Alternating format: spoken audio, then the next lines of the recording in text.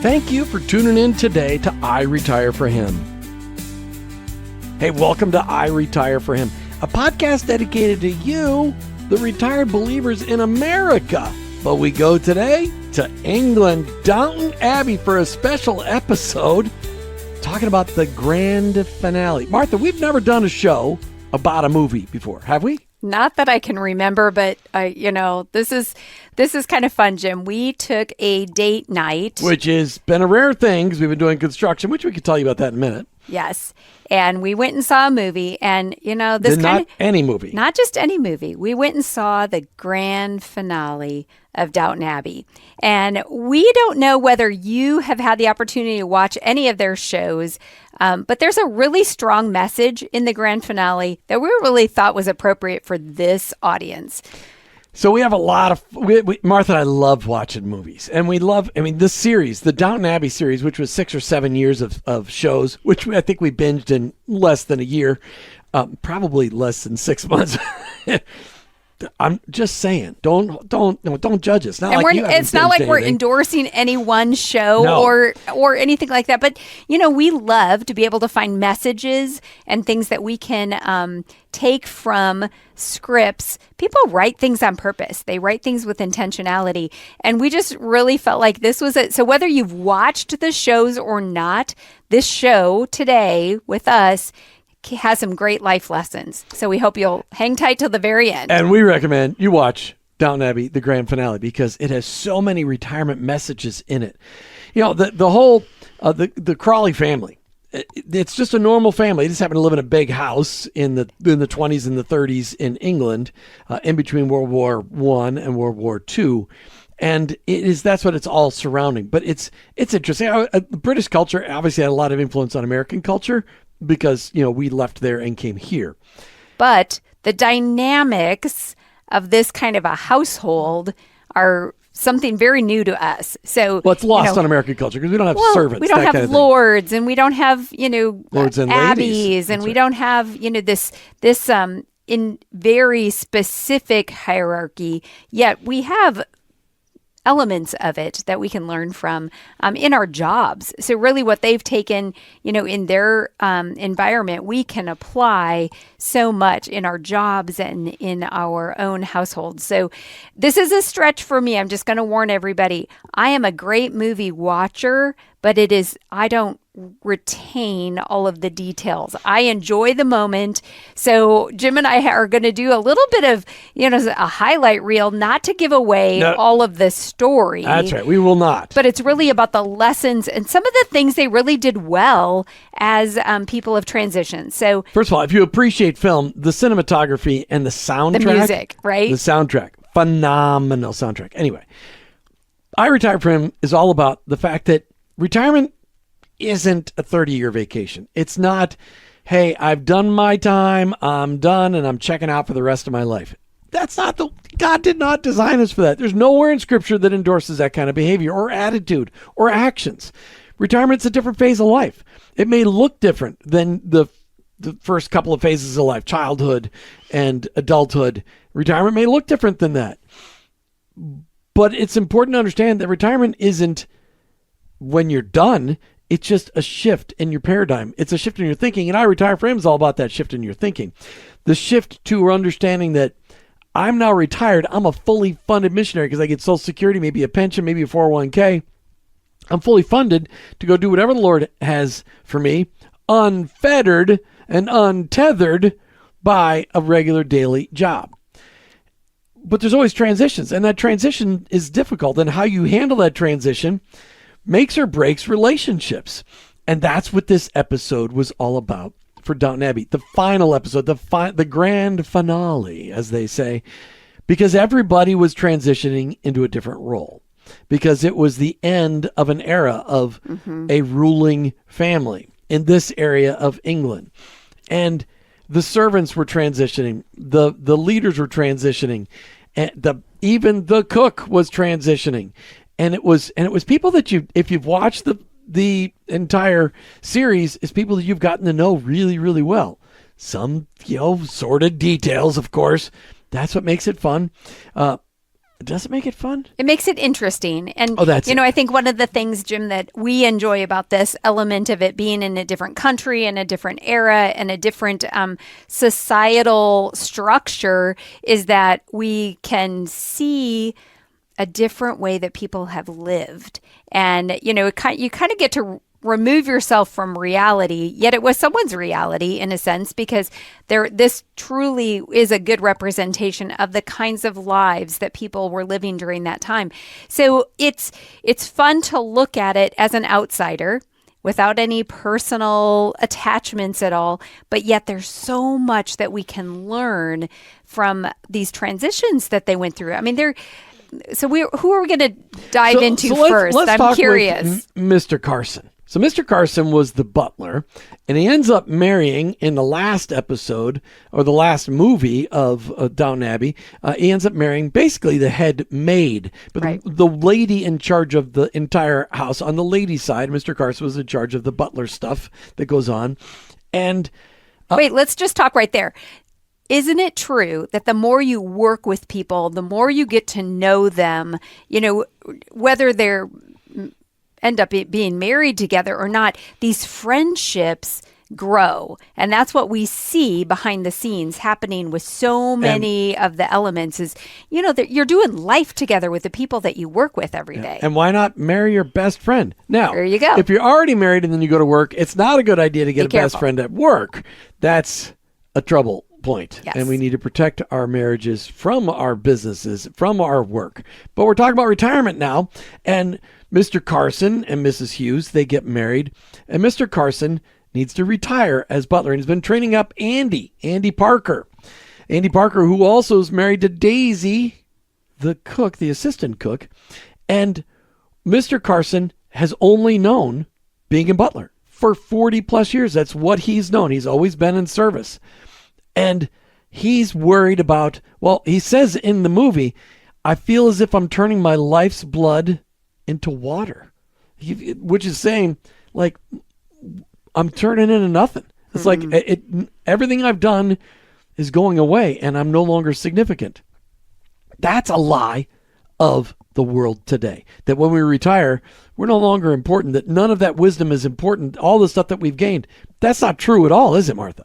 No, it's not. In fact, to watch, he has a hard time with this transition. So Mr. Carson goes home and he starts polishing all of their silverware, and he starts, figuring out, sitting in the room and standing up, and he's uncomfortable and he doesn't know what to do. And then he ends up showing back up at his old workplace. Yes, quite a bit. And they joke about it. Like, because he doesn't really know what to do other than his work. Now, again, a little different era than we were in, where it truly was their life service in that role. And so they worked very long days and did very little outside. But, we talk about a lot on retirement, Jim, is, investing in your hobbies and finding creative ways to use your skills outside of the workplace, so you aren't surprised by this season where you don't have a schedule and you don't have things to do. But Mr. Carson struggled with that. He did. He also struggled with the fact that he'd been a servant, somebody in the quiet, behind the scenes kind of a job for all of his life. And he didn't think anybody wanted to hear the wisdom that God had given him and that he'd accumulated. And he got involved in a local festival, and he found out that what he had learned actually applied, that people could accept the wisdom that he's given just because he was a servant. There's so many people today in our society that think nobody wants to hear what I got to say. But you know what? If you've lived 60 or 70 years, you got a lot of experience. You've got things that people want to hear, and God will bring people into your life that need to hear specifically what you know. And that's really important. And he proved himself worthy of that wisdom as well, even to the point where Lord Grantham came and visited with him and asked him advice. And yeah, said, don't give it away. No, I won't give it away. But, that's a role reversal, but that's based on relationship and him showing himself worthy of all of those years of relationship and trusted wisdom, because he gave a lot of wisdom. And as Mr. Carson knew he was on the way out, he spent time training up Mr. Parker on how to be the butler. He mentored and discipled him in all of the ways that he needed to know to run a household from the butler side of things. But did he trust Parker to actually be able to pull it all off? He was really worried that Parker could pull it off because Parker was a kid like Carson was when he first took the job. And so it's so important, though, that we do invest our lives in those that are going to take our place and have a perpetuation plan when you're leaving your job. But after you're out of the job, it's okay to still see yourself as somebody that has wisdom and value to input into other people. What's interesting is Mr. Parker ends up marrying the assistant cook, who ends up transitioning to be the head cook. Mrs. Patmore has been the cook at Downton Abbey for decades. And Daisy joins the show early on in the series and is trained and discipled. Daisy couldn't barely even sift flour when she first walked into that kitchen. I don't even remember. And Daisy said, I'm not going to be a servant all of my life.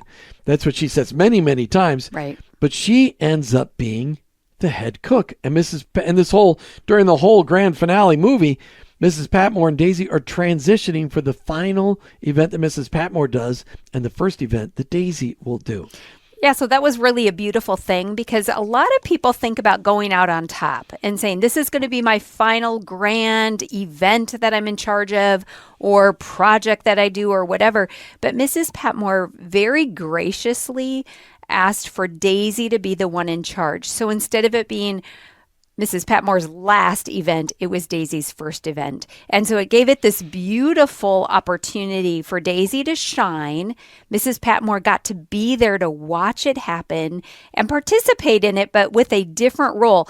You know, that takes a very good leader that can stand back and allow the next person to rise up and show off everything that you've taught them, and take right? the limelight from you. And take that limelight, but to see her shine and to see her do it so well, it really is a beautiful thing. And, you know, passing the baton can be very hard, but it's so powerful when it's done well. And she really set Daisy up for success. She set Daisy up to do a good job. She taught her everything and let her fly. It's kind of like letting that little bird out of the bird's nest and letting him fly and trusting that they will do all the things. Yes, we're going to fail. Yes, we're going to have mistakes. We're going to mess things up. Even to the point, and I don't remember if this was in the last dinner, but at some point someone questioned what dishes were being used, right? Wasn't that the case? Oh, and then, yeah. Well, that was Mr. Carson. He got he's like, are you sure, Mr. Parker, you've chosen this? And I can't believe you chose these dishes instead of these dishes. And in fact, it was requested by Lady Mary or someone that these dishes be used. So he was following instructions. So there was questioning of whether but they were making good decisions, you know, but having the authority to say, we are doing this because it was requested of me. So again, beautiful leadership and beautiful, when you give someone authority, allowing them to actually live in that authority is a huge thing. So you can tell, we were just so impressed. Yeah, that's what's really cool, though, is Mrs. Patmore and Daisy had spent so many hours together and in the kitchen, and years together in the kitchen. And Mrs. Patmore had never gotten married because she was the head cook. There was no time for her to get married. She never got out of the house. She says to Daisy, Daisy, you're the daughter I've never had. Just a powerful, powerful moment. And I don't believe that Daisy was close to her mother, so Mrs. Patmore had taken that role on. So it's just really a cool thing. But again, a transitioning where somebody underneath Mrs. Patmore was risen up into leadership, and Mrs. Patmore was able to pass a baton and pat her on the back as she celebrated the last event that she was a part of before Daisy took over. Again, passing on, changing transitions. And Mrs. Patmore was then going to be moving in with her new husband. And that was a whole new thing for, and Mrs. Hughes and Mrs. Patmore have a hilarious exchange. We won't talk about that today on the show. You can watch the movie. You can watch the movie, but it is actually pretty funny. But probably the biggest thing in this whole grand finale of Downton Abbey is the transition from Lord Grantham to Lady Mary. Yeah. Lady Mary, the eldest daughter of the Crawleys.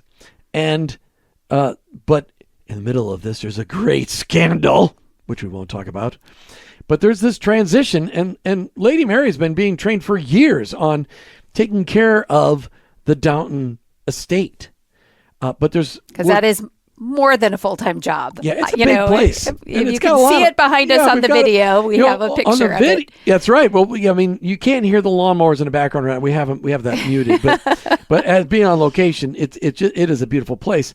But Lady Mary has learned all about the estate and has been transitioned. But Lord Grantham is having a hard time letting go, and partly because Mary's a woman. But partly because it's his little girl who's growing up to take over the estate. Well, and it's all he's done for many, many years. Right. So he married into and then... his wife married into that. It's his wife's estate. No, it was his estate because his mother it was his mother. Okay. But his wife came it's from all money, so too. confusing. It like is. I said, it's harder for me to like a soap opera, to only recall better. all That's of this. But, so let's talk about that. So he's referred to as Lord Grantham because it's the Grantham Abbey, right? Or the Downton Abbey is the Grantham family. Right. But his name is Robert Crawley. And I think that it's, important to just talk about the fact that he had to really come to terms with the timing, that it was time for the next season of their life. And it wasn't the end of life. They were both perfectly healthy. Yes. Robert and Isabel were perfectly healthy. Is it Isabel? Is that right? No, Robert and Mrs. Crawley. There you go. That's okay. You can watch the movie. That up. That's all right. But yes, they were perfectly healthy and ready for this next season in a lot of ways, but they knew that it meant they had to make some verbal announcements, that they had to literally pass the baton. So I think it's very interesting, Jim, at this point where they get to the end and the house was very full. There were a lot of people in it. And then slowly everybody was saying their goodbyes and transitioning to their new roles until we were just left with Mary. Yeah. And how incredible it was that, and Mary's sitting there remembering all of the things that have gone on in Downton. And it's just a great lesson for all of us as we look at retirement, not as an ending, but as a beginning of a new phase, as a beginning of a paradigm shifting in our thoughts and our minds. And the Lord has so much more for us. He spent all of your life feeding you full of wisdom and knowledge and relationships and feeding himself into you, depending on how long you've been a believer. And retirement is the opportunity to start to let those go, all of that stuff, and let it fill your life. There's so much more for you than moving into a retirement village and being surrounded by people who are unhappy because they gave up everything. Move into a neighborhood with families that you can pour your life into. Families today desperately need chronologically superior people in their lives. Look for ways to feed into your community by volunteering or maybe even getting a job where you can be a mentor to other people. But look for ways to take everything that God has put into your life to feed it into others. We just recorded a show recently for I Work for Him, and it's just a known fact. If you were a business person in your life, most pastors don't know how to deal with business people because they weren't business people. They don't understand the business world. If you're a business people, you could help your pastor understand business people. There's just so many opportunities, but Downton Abbey just gave us a great platform for sharing about, hey, everybody's going to go through these transitions. Yeah. You could do it with grace or you could do it with a nuclear bomb. Which one would you rather do? And Downton Abbey, because they're British people, they did it with grace and did it with pageantry. And they did it with a little drama, which we won't disclose. But all in all, an opportunity for us all to just be reminded that retirement's not done. It's, if you've got a pulse, you've got a purpose. There's a future for you. There's a quote at the very end of the movie when they're toasting, and it says, "What else would we drink to? We're going forward into the future, not back into the past." And I think a lot of us really struggle with that, looking forward to the future when it might be uncertain, when we might know what it's going to hold or how we're going to spend our days. It's beautiful to reflect on the past, but we're living in what God has given us for the future. So to do that well and to anticipate that with new opportunities that come, and really seeing how they exemplified that was just a beautiful reminder. And Jim and I knew that we wanted this opportunity to kind of reflect on it a little bit. There are so many other lessons. Pretty sure we're going to need to watch it again. There's some great lines in there. And there really were. You know, when you get the opportunity to script something in beautiful English, you always say, oh man, I wish I could say it so beautifully as what they said. But they very profound, very impactful, and just a fun way for us to look at what kind of transitions does God have us in, and are we handling it in a way that would give him glory and honor? Are we leading well? Are we passing the baton well? Are we mentoring well? Are we discipling others well so that they're ready to pick up that torch or that baton and carry it forward into the future as well? So really great challenges, really great encouragement, and we hope that it's been a little bit of fun too. Downton Abbey, the grand finale. Now, before we go today, we want to encourage you to check out our sponsors, people that help keep I Work for Him, the ministry of I Work for Him and I Retire for Him, going on a day-to-day basis. Two of our big sponsors we want to draw attention to today would be Patriot Mobile, providing cell phone service, just like the cell phone service you have for one of the big three, but when they make money, they support faith, family, and freedom. That's right. And if you've got a computer or a cell phone, you need SaferNet on those devices to keep the bad people out and to keep you safe while you're searching and scrolling all over the internet. SaferNet.com. You've been listening to I Retire for Him with Jim and Martha Brangenberg.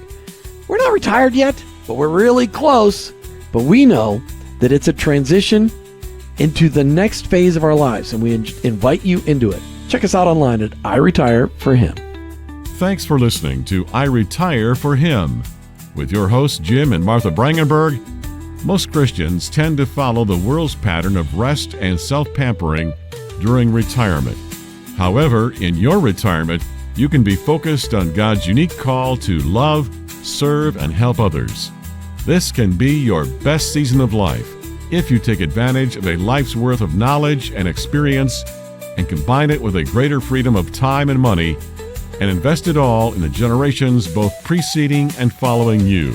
I Retire for Him is encouraging Christians to find and follow God's call in all seasons and aspects of life, especially in retirement. Join this movement of God so you can say, I retire for Him.